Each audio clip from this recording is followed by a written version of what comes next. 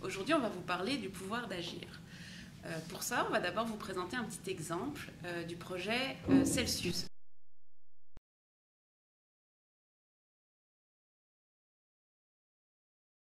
Celsius, c'est un projet de géothermie dans les ruelles. Et dans ce projet-là, j'ai interrogé plusieurs participants et participantes.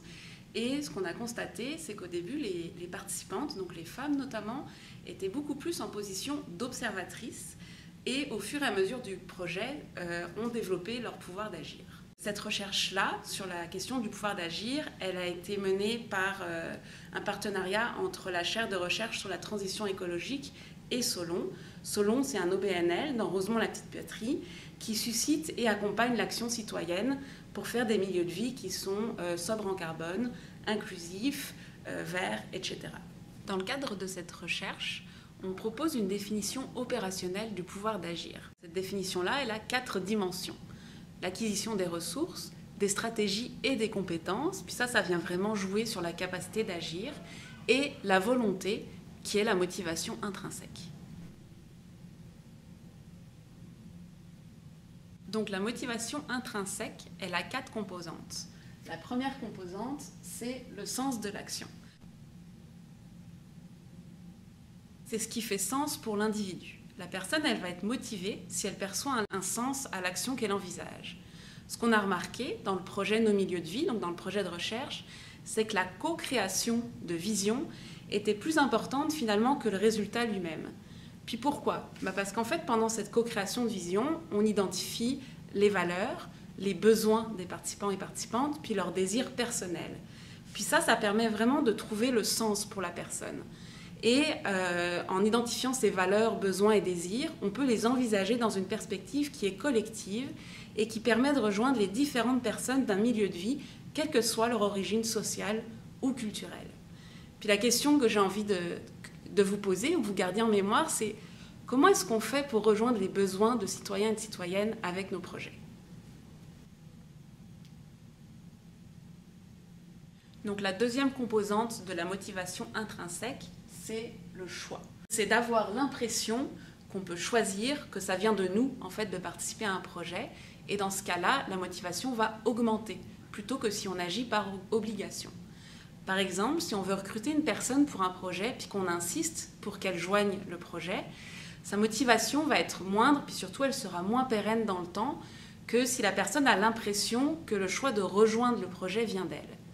On a constaté aussi dans la recherche que si la personne elle est impliquée dans une approche participative de co-création tout au long du projet, elle va pouvoir identifier et choisir des projets concrets. Donc la troisième composante de la motivation intrinsèque, c'est le sentiment de compétence. Donc ça, c'est le sentiment de détenir les aptitudes nécessaires pour agir. La motivation, elle fléchit souvent quand la personne n'a pas l'impression de maîtriser ce qu'elle fait. On a fait plusieurs constats dans la recherche. Tout d'abord, la division du travail en fonction des besoins, des compétences et des envies des participants et des participantes, elle permet d'augmenter la responsabilisation individuelle et donc le sentiment de compétence.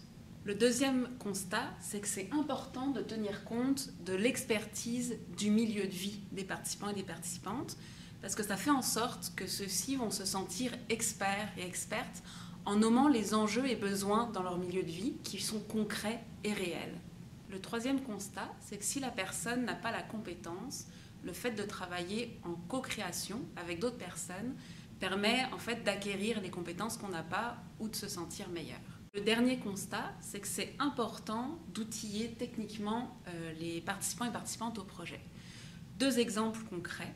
Donc dans le projet Celsius, dont je vous parlais dans l'introduction, on a constaté que notamment les femmes, au début, étaient plutôt dans un rôle d'observation dans les différentes rencontres. Et il y a eu plusieurs formations, à la fois des formations techniques sur la géothermie et des formations aussi pour apprendre à monter une coopérative. Et ce qu'on a constaté, c'est que les femmes d'un statut d'observatrice sont passées à un statut de participante active. Là, on voit vraiment à quel point le fait d'avoir outillé techniquement les gens, de les avoir formés, permet d'agir sur le pouvoir d'agir, justement. Un autre exemple avec Locomotion. Locomotion, c'est un projet de partage de véhicules et d'emprunt de remorques qui sont en libre service. Et pour prendre les remorques, il y a un cadenas Noki, qui est un cadenas qui fonctionne avec un téléphone intelligent et par Bluetooth.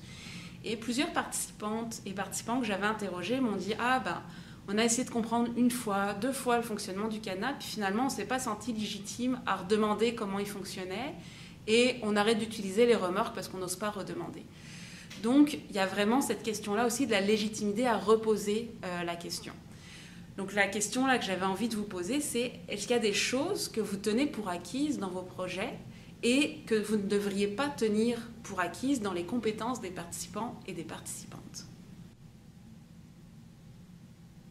La quatrième composante de la motivation intrinsèque, c'est le sentiment d'impact. En fait, le sentiment d'impact, c'est mes actions ont des impacts, ma voix est entendue, je peux avoir une influence sur les décisions qui sont prises. Puis là, on a deux résultats qui sont tirés du projet de recherche.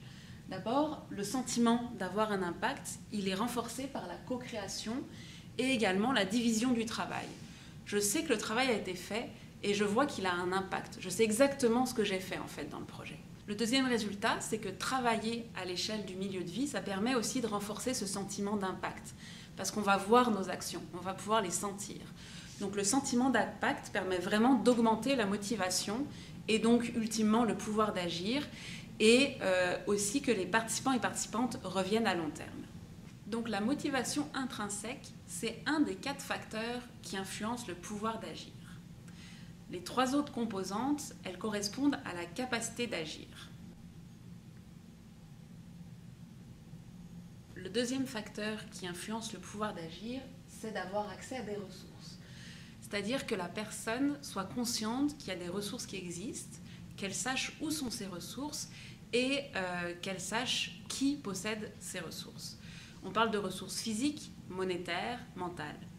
Puis au début des projets, l'accès aux ressources, en fait, on a constaté qu'il était davantage lié à Solon et que Solon jouait vraiment le rôle d'un organisme de médiation. À la fois parce qu'il apportait de la confiance, de la crédibilité, puis une certaine reconnaissance publique. Donc ça a vraiment été une ressource centrale en fait pour la capacité d'agir et pour l'accès aux ressources. Ce qu'on veut, c'est qu'au fur et à mesure de la progression des projets, la personne apprenne à accéder aux ressources par elle-même et devienne autonome là-dessus. Donc le troisième facteur, c'est les stratégies pour acquérir les ressources, justement. Donc c'est toutes les méthodes qui vont être mises en œuvre pour mobiliser les ressources. Puis là, on parle de subventions, de réseautage. Puis de la même façon, c'est beaucoup Solon en début de projet qui porte ces stratégies-là. Puis on espère un transfert d'expertise de l'organisme vers les participants et participantes. Donc le dernier facteur qui influence le pouvoir d'agir, ce sont les compétences pour mettre en œuvre les stratégies. Puis donc là, on parle d'éducation, de créativité ou de communication orale. Comment est-ce que les gens développent leur pouvoir d'agir?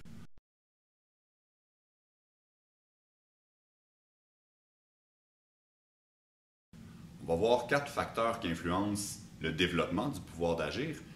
Ça fonctionne comme 4 brins d'une tresse qui s'entremêlent, ces 4 facteurs-là.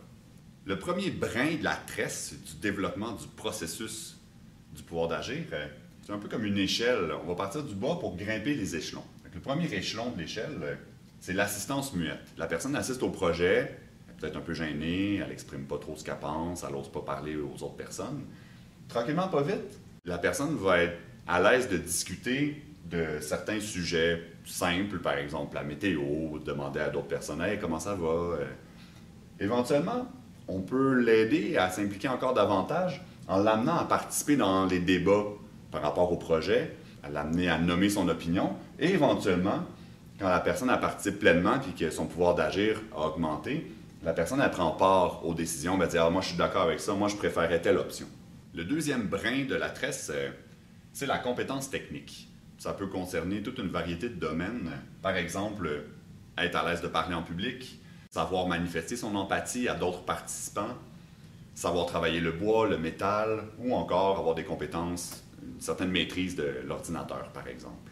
On remarque que les gens qui ont une forte estime d'eux-mêmes ont tendance à agir davantage, à avoir l'impression qu'ils peuvent apporter quelque chose à un projet. Alors qu'à l'inverse, des personnes qui doutent d'elles-mêmes ou qui ont une faible estime personnelle, elles ont l'impression qu'elles ont moins de valeur que d'autres, souvent elles vont avoir tendance à moins participer au projet puis à avoir un sentiment de pouvoir d'agir plus faible.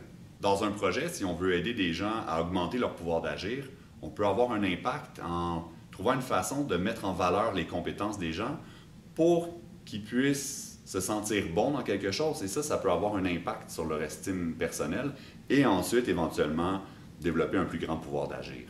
Camille et moi, on discutait il y a quelques instants de transport pour partir en vacances. Les deux, on aime beaucoup l'idée de partir en vacances en train, par exemple. Puis on fait les calculs, puis on se rend compte que c'est beaucoup moins dispendieux si on va en vacances avec des amis, par exemple, en groupe de 3. Bien, c'est beaucoup moins dispendieux de réserver une voiture puis d'y aller en voiture. Puis là, on se dit, oui, mais ça perpétue l'utilisation de la voiture. On aimerait ça utiliser davantage le transport collectif puis l'encourager. Ça nous ramène à l'idée que c'est pas juste une question de choix individuel. Il y a un problème en ce moment par rapport aux gaz à effet de serre. Il y a la façon dont la société au complet est organisée. C'est pas juste une question de notre choix à nous quand on part en vacances. Cet exemple-là illustre l'aspect de la conscience critique. Le premier aspect, c'est la conscience collective. C'est le fait que l'individu n'est pas seul à avoir un problème. Ensemble, en ce moment, on a un problème par rapport à la gestion des changements climatiques. Au fur et à mesure du développement du pouvoir d'agir, on développe notre conscience critique, entre autres notre conscience sociale. C'est toute l'organisation de la société qui explique en grande partie les problèmes qu'on vit à l'heure actuelle. Il y a un aspect aussi de conscience politique qui touche aux solutions aux problèmes. Plus on développe notre pouvoir d'agir, plus on se rend compte que c'est ensemble qu'on va arriver à changer les choses en unissant nos forces. Puis là, on crée un mouvement de changement social, de mouvement politique pour arriver aux solutions nécessaires. Le défi de la transition socio-écologique est gigantesque. Il faut passer d'un mode de vie où on a mis l'auto au centre, puis changer la société, changer des aspects internationaux. Et ça paraît très angoissant, puis souvent, ça limite notre pouvoir d'agir. Mais ce qu'on a vu, en fait, c'est que le pouvoir d'agir, il est quand même renforcé quand on travaille à l'échelle du milieu de vie, à notre échelle locale. Puis là, on va se rendre compte qu'on peut avoir un impact. On est en capacité de faire des choses. Et donc, c'est vraiment ça qu'on aurait envie que vous reteniez, c'est l'importance de faire des projets à l'échelle locale pour développer notre capacité d'agir. Oui, ça augmente quand on agit localement et qu'on voit l'impact de nos actions dans nos communautés.